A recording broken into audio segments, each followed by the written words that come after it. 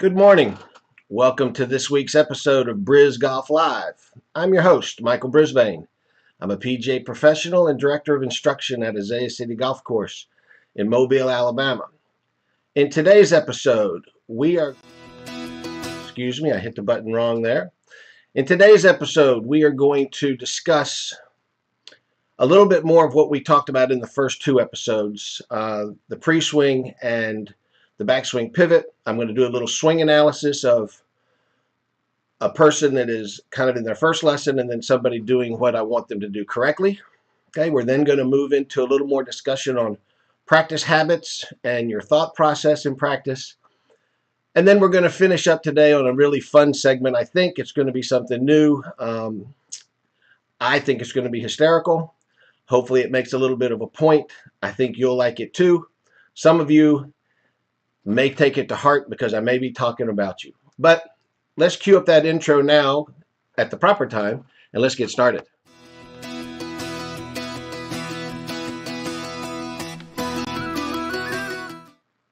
Okay, so we discussed in the first two episodes of Bris Golf Live the pre-swing fundamentals, and then last week we talked about the backswing and the backswing pivot particularly.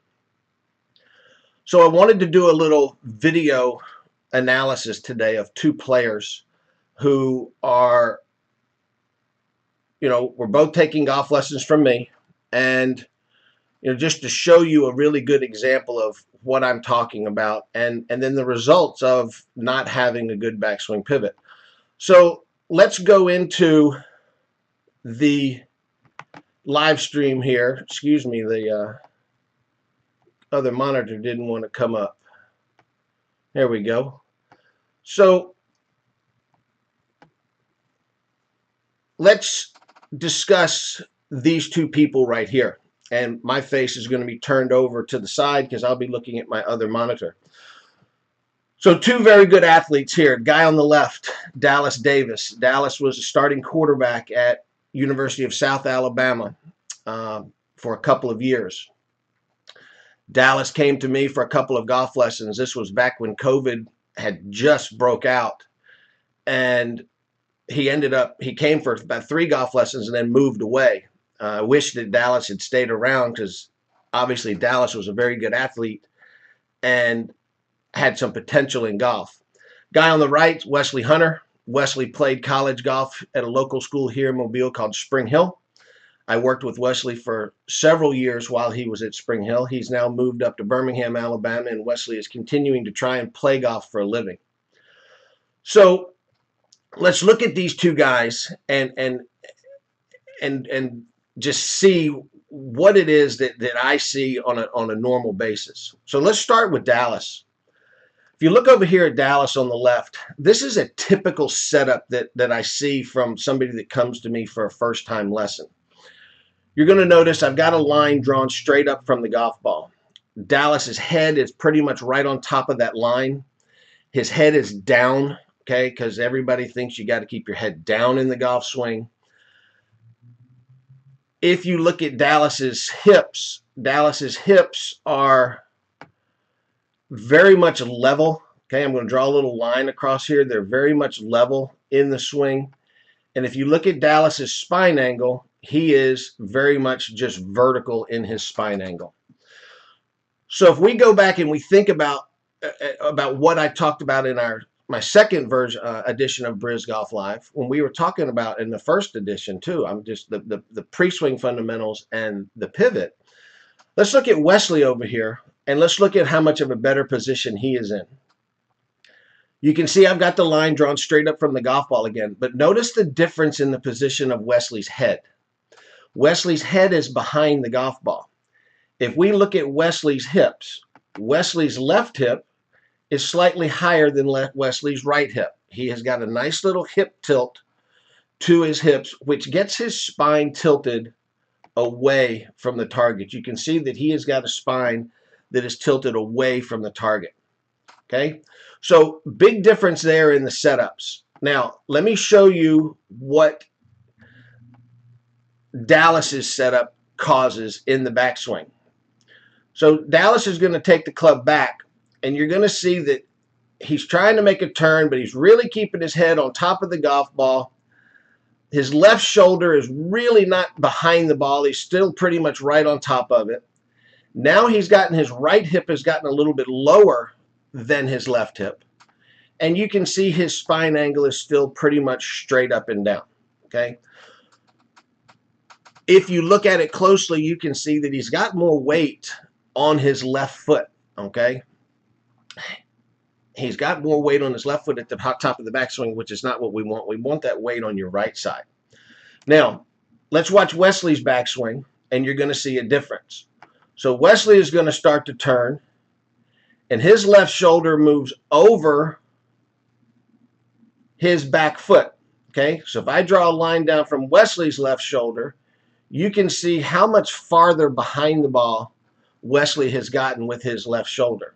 If we look at Wesley's hips, Wesley's left hip has remained higher than his right hip. This is going to make it much easier to make a pivot going forward with this backswing position.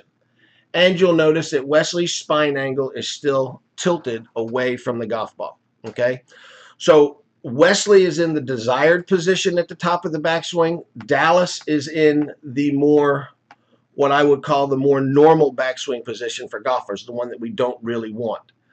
Now, I know we've only talked about the backswing so far in any of these live streams, but I want you to see what happens to Dallas in his downswing, okay? What this backswing position is causing and why it's so important to fix it.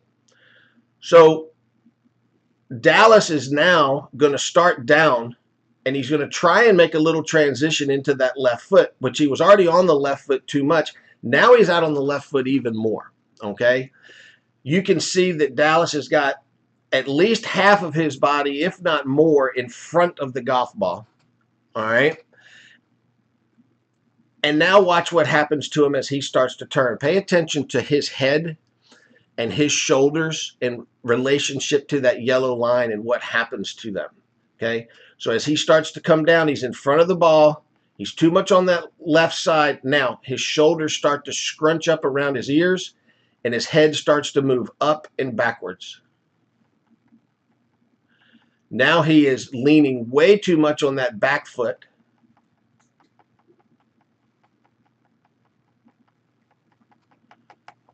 So that would be what I would call the classic reverse pivot, okay?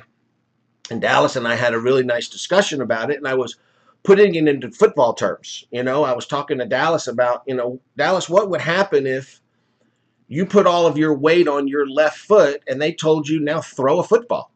And he says, well, I couldn't do it because all I would have left to do is use my arm. I'd never get any power. And I said, exactly. And then I said, and then what's the worst thing they talk about a football quarterback when he's making when he's back in the pocket throwing, that he's throwing off of his back foot? Well, that's what's happening to him in the downswing. So he's on that front foot too much in the backswing. Therefore, in the downswing, he's trying to stay behind the ball, which makes his weight start moving back over his back foot. Now, in theory, he's throwing a ball off of his back foot. And again, he said, I'm going to generate no power. And I said, you're right. Now, it's a shame that I don't have any of the videos of Dallas in his next couple of lessons because he really, really made some great changes. COVID struck, the golf course shut down, and I was limited to teaching just on the driving. I'm just out on the golf course. So I wasn't taking my computer and my camera out on the golf course. I was doing everything with my iPad at the time. So I don't have any video of Dallas getting better, but he really, really improved over the 3 lessons. And that's why I said I was sorry to see him leave because I really thought he had some potential. Now, let's look at the difference in what Wesley does in his downswing. Because he's gotten himself in a much better position in the backswing, he's behind the golf ball. He's now going to be able to unwind his left hip. Head stays behind the ball. He's unwinding, but as he's doing all of this, he is gradually moving into that left side and never, ever, ever has to fall backwards. He's continually moving forward. Okay, so I'm going to back Dallas back up to impact position. It was just a really good thing that Dallas was a good athlete. He had good hands. Most golfers in this situation would have a really big flip, okay, at the bottom. So here's Wesley coming into impact, and you're going to just see the complete difference in their positions. Wesley's head is still up. His shoulders and everything have just turned around his spine. He's delivered the golf club with much more lag than Dallas has. And now he is going to be able to continue to move through the ball. His right shoulder keeps moving towards the target. His great pivot, look at Wesley's flexibility, being able to keep that back foot on the ground for so long. But now his pivot is going to start pulling that back foot up off the ground. Right shoulder still going forward. We see a lot of Wesley's back and getting himself into just a beautiful finish over top of his left foot. Okay, again, Dallas just moving forward. Everything gets scrunched up because he was in front of the ball. And look how much less of Dallas's back we see. We see a lot more of Wesley's back, a lot less of Dallas's back. So there is the example of why I wanted to talk about what I talked about in the first 2 episodes, okay? I find it very, very important that we all get ourselves into a great setup position and then a really, really good backswing position, okay? It just makes that forward swing much, much easier to do, and it's just going to give you a whole lot more success. Okay, so I want to just talk a little bit about practice again. I had one of my junior students send me a text earlier this week. We had a lesson last Saturday. This young man's a really nice player. He's a senior in high school. He's going on to play college golf at a junior college locally. And he's got a beautiful golf swing, hits the ball very nicely. Sometimes he thinks a little too much out on the golf course and gets his thoughts off of what we're working on and onto something else. So we were working again at something in his backswing, getting in a better arm position in the backswing. We're trying to get his arms a little more away from him, and that will be a future episode of Bris Golf Live, what the arms need to look like. But this is what we were working on with him.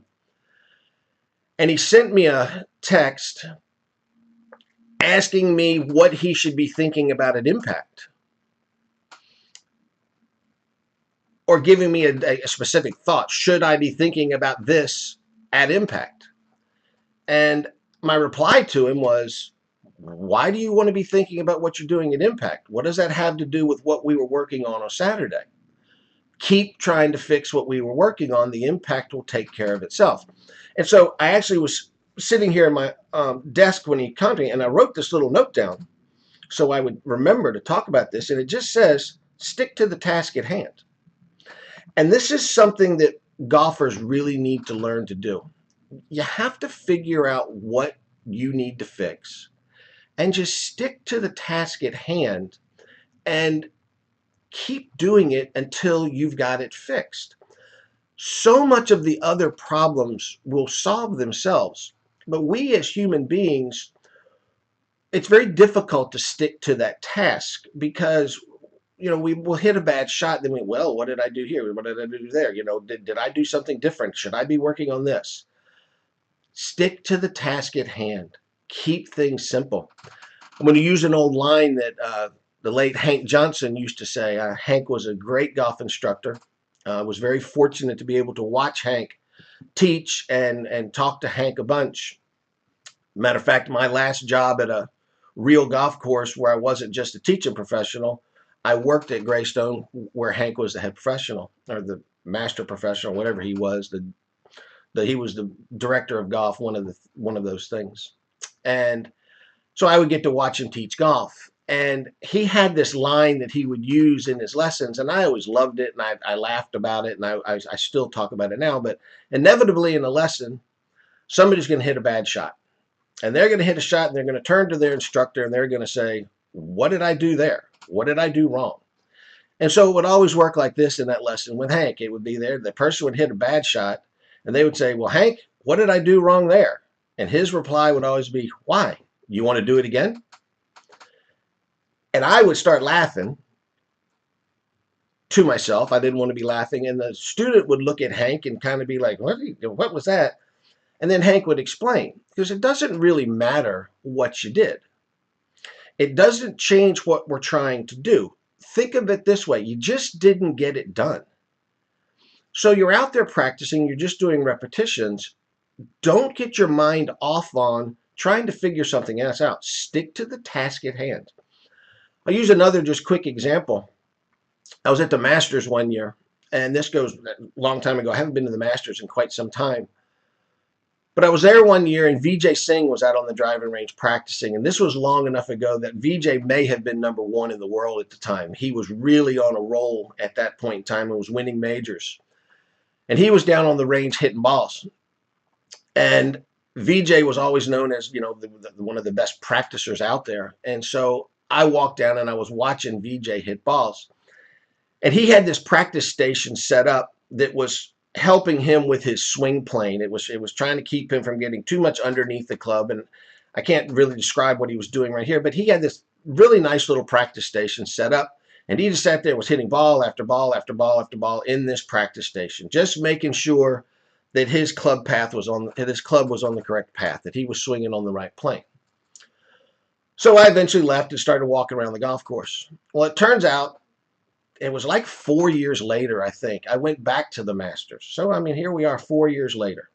And I go down to the driving range, as was my normal habit, because I love to stand there and watch them practice. And I look down, and there's Vijay down there practicing, and he's got the same practice station set up that he had 4 or 5 years earlier. It was the same. Now, here's a guy that is #1 in the world, one of the best players, wherever he was ranked at that time, winning majors. And you would think, as good as he is, that, well, he could have done that drill for a week or two or a month and he would have got it figured out and he wouldn't have to do it anymore. But what it shows is that our tendencies are our tendencies. And Vijay must have had a tendency to get his golf club underneath the plane coming in, and he felt it was very important to monitor that. So he just kept practicing that way. I see my students and other students. We have a female instructor at the golf course, and our head professional teaches, and you watch them give golf lessons and see what they tell their student to do. And then 2 days later, you see the student out on the driving range just hitting balls, and they're not doing what the instructor asked. They're now just out there whacking balls, trying to hit good shots. So the whole point here, as my note says, stick to the task at hand. Figure out what it is that you need to fix and fix it. Don't worry about the golf ball quite so much. The golf ball will take care of itself. If you fix that problem, then you will improve and you'll be able to move on. Okay, so now for the last segment of the show. And this is the segment. If you've noticed my intro, the last little thing that pops up says random thoughts. And I've had a couple comments about that, and people say random thoughts. And I said, well, this is going to be my liberty in the show of being able to talk about what I want to talk about. It doesn't have to be golf instruction. It can be anything. But I'm going to start off with this little segment, and it's going to be called Don't Be That Guy. Okay? I'm going to talk about some of my pet peeves here. I've been in the golf business a long time. I've been a PGA professional for 25 years. I started working at a golf course when I was 13 years old. And you just see the same things over and over and over again of people doing stuff that, first of all, they know they're not supposed to do, but they do it anyway just because they want to or because they're lazy or whatever. And this is going to be my area of just talking about these things and saying, don't be that guy. So here we go. Let's talk about don't be that guy. My biggest pet peeve, one of them, is where people park the golf cart. It's very simple, people. When you're around the tee or you're around the green, put the cart on the path. That's what they're for. Here I've got 3 different pictures of people at my golf course. And I work at the municipal golf course, and this is not strictly for the people that play the municipal golf course, because I've played very nice country clubs, resorts and stuff, and the golfers there all do the same thing. But you're going to see here 3 examples of people that got their carts parked in the wrong place. So this guy here, the cart path is on the other side of the tee box. You can see the hole sign back there. Okay, why they have their cart drug around to this side, I've got no idea.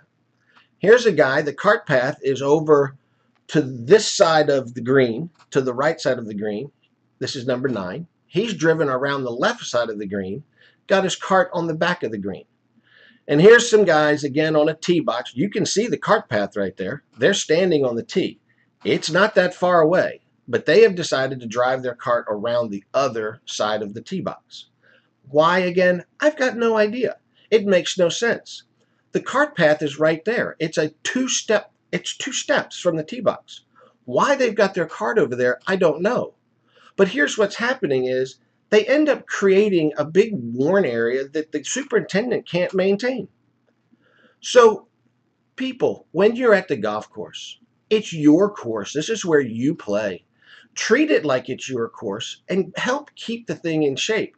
Put your carts on the cart path around the green and around the tees. Now at Azalea City, we don't have cart paths out in the fairways. We do on the par 3s, but because we're in Mobile and the grass grows so well, there's a big scatter pattern and we don't have a problem. But around the tees and around the greens, put your cart on the path. And don't be that guy, okay? Don't be the guy that we talk about in the golf shop. All right, so there you go. There was my rant for this week. I'd like to thank y'all for being here. Okay, I'd like to thank for those that have been watching the replays. Okay, please keep watching. If you haven't subscribed to my channel, please do. Hit that and ring that notification bell. You'll get notified when I go live. I'm enjoying this process. I think I'm having some fun, so I'm going to keep doing it.